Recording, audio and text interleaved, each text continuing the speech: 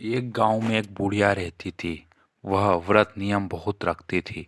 एक दिन भगवान के घर से यमदूत उसे लेने आए। बुढ़िया माँ यमदूत के साथ चली गई।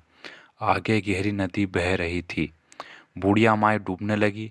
तब यमदूत ने पूछा, माई, गाय दान की हुई है आपने क्या? बुढ़िया माई ने मन में गाय माता का ध्यान किया तो गाय माता उपस्थित हो गई।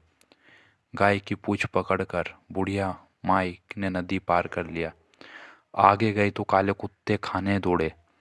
तब यमदूत ने पूछा, कुत्ते को रोटी दी है क्या माई? बुढ़िया माई ने मन में कुत्ते का ध्यान किया तो कुत्ते चले गए। आगे चली तो काले कौवे बुढ़िया माई को चोंच मारने लगे। तब यमदूत ने कहा, ब्राह्मण की बेटी को सिर में तेल लगाने को दिया है क्या माई, या नहीं? बुढ़िया माई ने ब्राह्मण की बेटी को याद किया तो कौवे ने चोंच मारना छोड़ दिया। आगे गई तो पैरों में कांटे चुभने लगे। यमदूत ने कहा, चप्पल दान किया है क्या माई?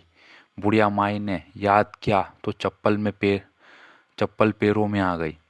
आगे चली तो चित्रगुप्त जी ने यमदूतों से पूछा, आप किसको ले आए हो? यमदूतों ने कहा, बुढ़िया माई ने बहुत दान पुण्य किए लेकिन धर्मराज जी का कुछ नहीं किया, इसलिए आगे के द्वार बंद है। तब बुढ़िया माई ने विनती की कि मुझे 7 दिनों के लिए धरती पर जाने दो। मैं इन 7 दिनों में धर्मराज जी की कहानी सुनकर उद्यापन कर वापस आऊंगी। धर्मराज जी ने उसके प्राण लौटा दिए। धरती पर बुढ़िया माई के शरीर में जान वापस आ गई। सभी लोग बुढ़िया माई को जीवित देखकर भूतनी भूतनी चिल्लाकर भाग खड़े हुए। बुढ़िया माई अपने घर आए। बेटे बहू से कहा, मैं भूतनी नहीं हूँ, मैं तो धर्मराज के कहे अनुसार वापस आई हूँ। मैं प्रत्येक दिन धर्मराज जी की कहानी सुनकर उसका उद्यापन करके वापस परलोक चली जाऊंगी। यह सुनकर बेटे बहू ने पूजा की सभी सामग्री ला दी, लेकिन कहानी के समय हुंकारा नहीं भरा। तब बुढ़िया माई पड़ोसन के पास गई।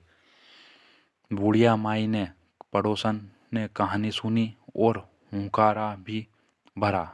बुढ़िया माई ने 7 दिनों के पश्चात उद्यापन कर दान किया। 7वें दिन धर्मराज जी ने बुढ़िया माई के लिए स्वर्ग से विमान भेजा।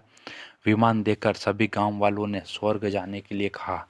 तब बुढ़िया माई ने कहा, मेरी कहानी तो केवल पड़ोसन ने सुनी है।